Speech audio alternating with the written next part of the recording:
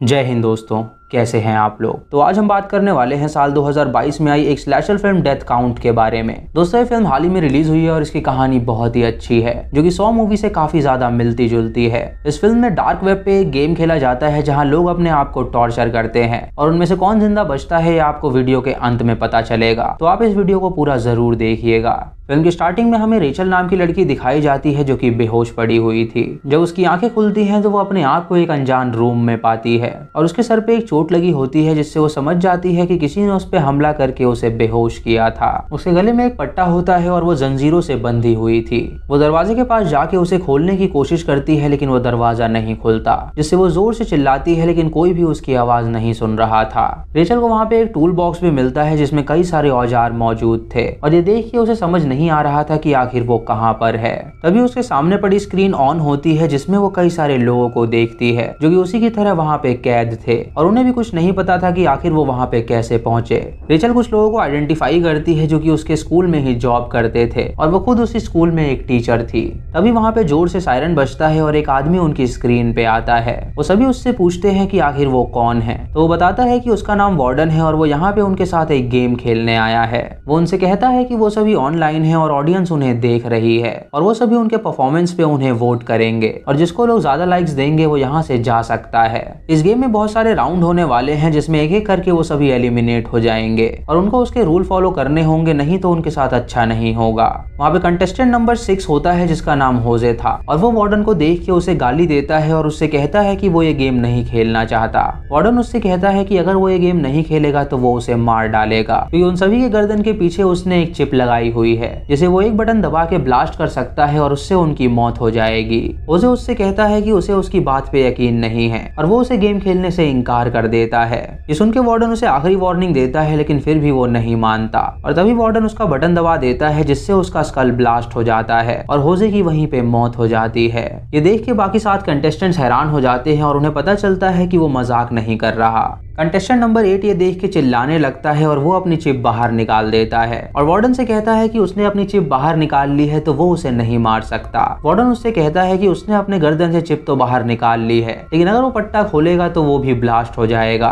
Number 8 उसकी बात नहीं सुनता और अपना पट्टा खोल देता है और तभी दीवार से एक गोली निकल के उसके आंख के आर पार हो जाती है, जिससे उसकी वहीं पे मौत हो जाती है। ये देख के सभी लोग हैरान हो जाते हैं और वार्डन उन्हें बताता है कि उनके गले के पट्टे में भी एक डिवाइस है जिससे वो अगर पट्टा खोलेंगे तो वो एक्टिवेट हो जाएगी और दीवार से एक गोली निकलेगी जो कि उन्हें मार डालेगी। वो उनसे कहता है कि अब वो सिर्फ 6 कंटेस्टेंट बचे हैं तो वो ढंग से इस गेम को खेलें। इधर पुलिस जब इंटरनेट पे ये सब देखती है तो वो छानबीन में लग जाती है। चीफ अपने 2 बेस्ट ऑफिसर केसी और टेनर को इस केस पे काम करने के लिए कहता है और उनको बताता है कि ये डार्क वेब की साइट को बहुत सारे लोग विजिट कर रहे हैं और लोग ये टॉर्चर देख के काफी लुत्फ भी उठा रहे हैं। इस साइट पे हर घंटे काफी पब्लिक आ रही है, इसीलिए उन्हें इस साइट को बंद करना होगा और वार्डन को पकड़ना होगा। केसी और टर्नर कहते हैं कि वो चिंता ना करे, वो जल्द ही उसे पकड़ लेंगे। वो उन्हें ये भी बताते हैं कि उनके पास कुछ मिसिंग रिपोर्ट्स आई थी और ये उन्हीं लोगों की रिपोर्ट्स है जो कि इस वक्त वो गेम खेल रहे हैं, यानी कोई जबरदस्ती उन्हें उठा के ले गया है उनको प्रताड़ित करने के लिए। इधर रेचल सोच रही होती है कि आखिर उसने क्या गलती की है कि वो यहाँ पर है और तभी उसके बगल वाले कमरे से दूसरी लड़की उसे आवाज देती है, जिससे उन्हें पता चलता है कि वो दोनों एक दूसरे को सुन सकती हैं।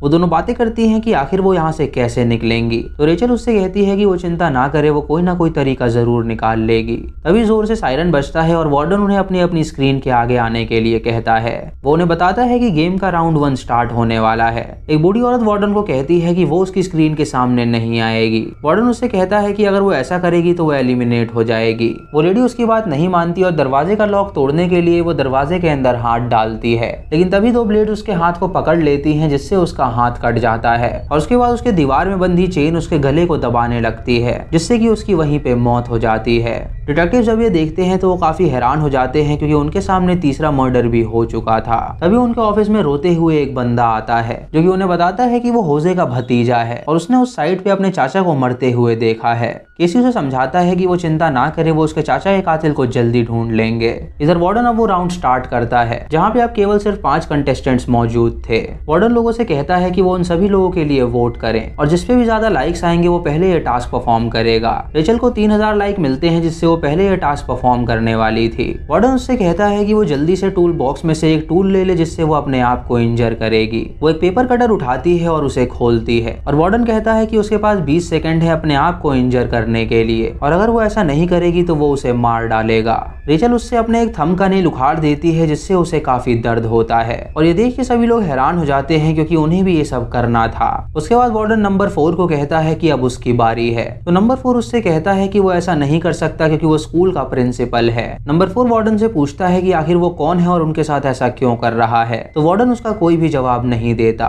इसी के साथ राउंड 1 कंप्लीट हो जाता है और वार्डन वहां से चला जाता है। कंटेस्टेंट नंबर 2 इससे बहुत ही दुखी होता है और वो उस पर चिल्लाने लगता है। वो सोचने लगता है कि आखिर उन्होंने ऐसी क्या गलती करी है जो वो वहां पर आए हैं। इधर न्यूज में ये साइट की खबर फैल जाती है जो कि पूरी तरह वायरल हो रही थी, और सभी न्यूज चैनल सिर्फ इस बारे में ही बात कर रहे थे। रेचल अपने कपड़े का टुकड़ा फाड़ती है और उसे अपने अंगूठे में लगा देती है ताकि उसकी ब्लीडिंग रुक सके। उसके साइड वाला बंदा उससे पूछता है कि क्या वो ठीक है, तो रेचल उससे कहती है कि वो जल्दी ठीक हो जाएगी। वो बंदा भी उसी स्कूल में पढ़ाया करता था, और वो रेचल से पूछता है कि आखिर उन सभी टीचर्स को उसने यहाँ पे क्यों रखा है। रेचल उससे कहती है कि उसे लगता है कि शायद वो किसी चीज का बदला ले रहा है। वो बंदा उससे कहता है कि उसने कभी कुछ गलत किया ही नहीं, तो वो किस बात का बदला ले रहा है। नंबर 2 सबसे कहता है कि वो एक दूसरे की बातें सुन सकते हैं और कोई उसे बताए कि वो सभी लोग यहाँ पे क्यों आए हैं। तभी वहाँ पे सायरन बजता है और वार्डन उनकी स्क्रीन पे आता है। वो उनसे कहता है कि अब राउंड 2 शुरू हो रहा है, जो कि एक एलिमिनेशन राउंड है, और यहाँ पे सबको कोई ना कोई टास्क परफॉर्म करना होगा। वो सभी को 10 सेकंड का टाइम देता है टूल बॉक्स से कोई टूल चूज करने के लिए, और सभी लोग अपने अपने टूल बॉक्स से टूल्स को चूज कर लेते हैं। फिर वो सबसे कहता है कि उन्होंने जो टूल चूज किए हैं उससे वो खुद को इंजर करें, और उसकी बात मान के सभी लोग खुद को इंजर कर लेते हैं, जिससे सभी के खून निकलने लगता है और सबको दर्द होता है। स्कूल का प्रिंसिपल अपनी उंगली काट लेता है, जिससे उसे बहुत दर्द होता है, और ऑडियंस से देख के खुश हो जाती है, और सबसे ज्यादा लाइक्स उसे ही मिलते हैं। सबसे कम लाइक सेलिना नाम की लड़की को मिले होते हैं, जिससे वार्डन उससे कहता है कि अब उसकी एलिमिनेट होने की बारी है। वो उसके कमरे में एक पॉइजनस गैस छोड़ देता है, जिससे उसे तेज खांसी आने लगती है, और सेलिना अपने कपड़े उतार के अपनी सांस रोकने की कोशिश करती है, लेकिन वो गैस बिल्कुल नहीं रुकती और उससे उसकी बॉडी जलने लगती है, और कुछ देर बाद उसकी वहीं पे मौत हो जाती है। ये देख के सभी लोग डर जाते हैं, और अब सिर्फ 4 कंटेस्टेंट्स बाकी थे। इधर डिटेक्टिव्स को उस एरिया की लोकेशन मिलती है, तो वहां पे जाने के लिए निकल जाते हैं। वो बंदा रेचल से कहता है कि सेलिना के लिए वो उससे सॉरी है। सेलिना काफी अच्छी लड़की थी और वो बाकी टीचर्स की तरह नहीं थी। रेचल उससे कहती है कि वो कुछ भी करके यहाँ से बाहर निकलना चाहती है, तो बंदा उससे कहता है कि उसके पास एक प्लान है यहाँ से बाहर निकलने का। उसे ये भी लगता है कि इन सबके पीछे कोई उसका दुश्मन है जो कि उनसे बदला लेना चाहता है। तभी जोर से सायरन बजता है और वार्डन वहां पे आता है। वो उनसे कहता है कि अब वो सिर्फ 4 लोग बचे हैं और तीसरा राउंड स्टार्ट होने वाला है। ऑडियंस को मौका देता है कोई टूल चूज करने के लिए, और ऑडियंस पिलास को सबसे ज्यादा वोट देते हैं, जिससे कि वार्डन उनसे कहता है कि वो सभी पिलास से अपने आप को इंजर करें। नंबर 2 इससे कहता है कि वो इस गेम को नहीं खेलना चाहता, और वो कितनी भी कोशिश कर ले अब वो खुद को इंजर नहीं करेगा। ये सुन के वार्डन उससे कहता है कि क्या वो एलिमिनेट होना चाहता है, तो नंबर 2 उससे कहता है कि हाँ वो एलिमिनेट होना चाहता है। तभी दीवार से एक सिरिंज निकलती है जो कि उसके शरीर के अंदर जाके घुस जाती है। वार्डन उससे कहता है कि इस इंजेक्शन के अंदर बहुत तगड़ा ड्रग्स है, जिससे उन्हें उसको मारने की जरूरत नहीं पड़ेगी, बल्कि वो खुद अपने आप को मार डालेगा। तभी नंबर 2 को अजीब सा फील होने लगता है और वो जमीन पे गिर जाता है। उसकी स्किन में बहुत तेज खुजली होने लगती है, जिससे वो अपनी स्किन को उखाड़ देता है। वो उस खुजली को बर्दाश्त नहीं कर पाता, जिससे वो चाकू लेके अपने शरीर को ही काट डालता है, और इससे उसकी भी वहीं पे मौत हो जाती है। अब एक बंदा एलिमिनेट हो गया था, तो वो राउंड खत्म होता है, लेकिन फिर भी वार्डन को दिखाने के लिए प्रिंसिपल अपना एक दांत पिलास से उखाड़ देता है और उससे कहता है कि उसने टास्क कंप्लीट किया है, तो वो उसे यहाँ से जाने दे। रेचल अपनी स्क्रीन पे शार्लेट नाम की लड़की की तस्वीर देखती है, जिसे देख के वो हैरान हो जाती है क्योंकि शार्लेट उसकी दोस्त थी जो कि मर चुकी थी। ये देख के वो समझ जाती है कि जरूर शार्लेट की मौत से उनका कुछ लेना देना है, जिसकी वजह से वो लोग उनसे बदला ले रहे हैं। वो अपने कंटेस्टेंट से पूछती है कि क्या उन सबको शार्लेट याद है, तो प्रिंसिपल उससे कहता है कि उसे शार्लेट अच्छी तरह याद है। वो थिएटर की टीचर थी जिसके लिए एक्टिंग सब कुछ थी, और वो बच्चों से एक ब्रूटल प्ले करवाना चाहती थी जिसमें काफी वायलेंस था, और उन सभी ने उसके प्ले को रिजेक्ट कर दिया था, जिससे उसे काफी बुरा लगा था। रेचल उनसे कहती है कि उसे लगता है कि शायद शार्लेट इन सब के पीछे है, तो वो उसे बताते हैं कि शार्लेट की मौत हो चुकी थी और उसकी लाश उन लोगों ने अपने सामने देखी थी। रेचल उनसे कहती है कि शार्लेट उसकी बहुत अच्छी दोस्त हुआ करती थी और वो ऐसी लड़की थी जो कि सिनेमा के लिए अपनी जान तक दे सकती थी। जब उन लोगों ने उसका प्ले कैंसिल किया था तो उसे काफी गुस्सा आया था और जब वो उससे मिली थी तो वो काफी अपसेट लग रही थी।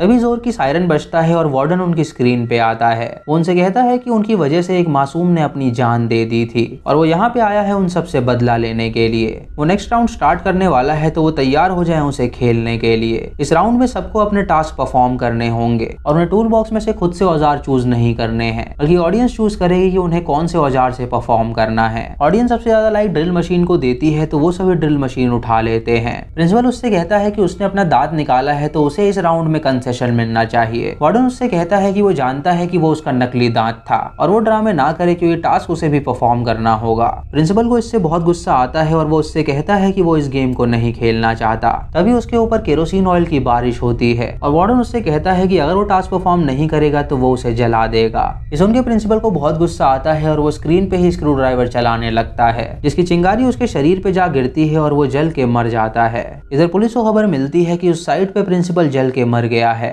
तो डिटेक्टिव अपनी टीम से कहते हैं कि जिस भी अबैंडन्ड बिल्डिंग से स्मोक निकल रहा हो वो वहाँ पे पहुंचे, तो ये हो सकता है कि शायद वो कातिल वहाँ पे मौजूद हो।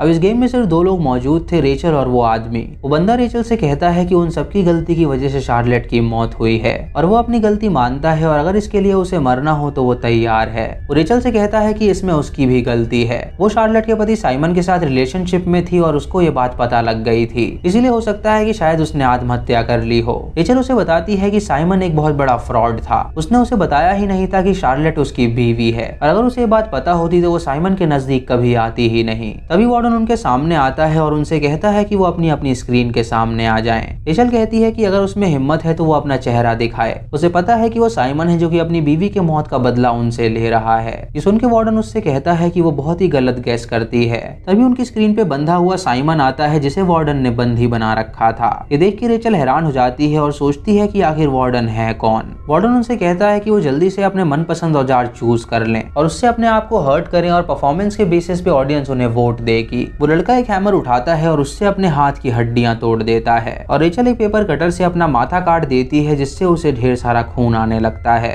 लोग लड़के को ज्यादा लाइक देते हैं जिससे वो सेफ हो जाता है और उसके बाद वार्डन कहता है कि पहले राउंड में वो लड़का जीता है और दूसरा राउंड पे अगर वो लड़का जीत गया तो रेचल को मरना होगा। रेचल उससे कहती है कि आखिर इन सब के पीछे है कौन। तभी वार्डन के पीछे शार्लेट की माँ आती है जो कि इन सब के पीछे थी। वो रेचल और उस आदमी से कहती है कि उसकी बेटी की मौत का बदला वो उनसे ले रही है क्योंकि उन्होंने उसका पहला प्ले कैंसिल कर दिया था जिसकी वजह से वो काफी सदमे में आ गई थी और वो काफी डिप्रेस्ड हो गई थी, इसीलिए उसने अपने आप को मार डाला। रेचल उससे पूछती है कि ये वार्डन कौन है तो उसकी माँ उससे कहती है कि वार्डन को उसने हायर किया है ताकि वो उनसे बदला ले सके। वार्डन उनसे कहता है कि वो जल्दी से राउंड 2 स्टार्ट करें। रेचल एक पिलास से अपना एक दांत उखाड़ देती है जिससे उसे काफी दर्द होता है और वो बंदा वार्डन से कहता है कि अब वो खुद को चोट नहीं पहुंचा सकता। ये देख के वार्डन उससे पूछता है कि क्या वो एलिमिनेट होना चाहता है तो वो उससे कहता है कि हाँ वो एलिमिनेट होना चाहता है। वार्डन उसके पट्टे से उसे इलेक्ट्रिक शॉक देता है जिससे उसकी मौत हो जाती है और अब सिर्फ वहाँ पे रेचल ही बची थी। वार्डन उससे कहता है कि उसे तीसरा राउंड कंप्लीट करके जाना होगा,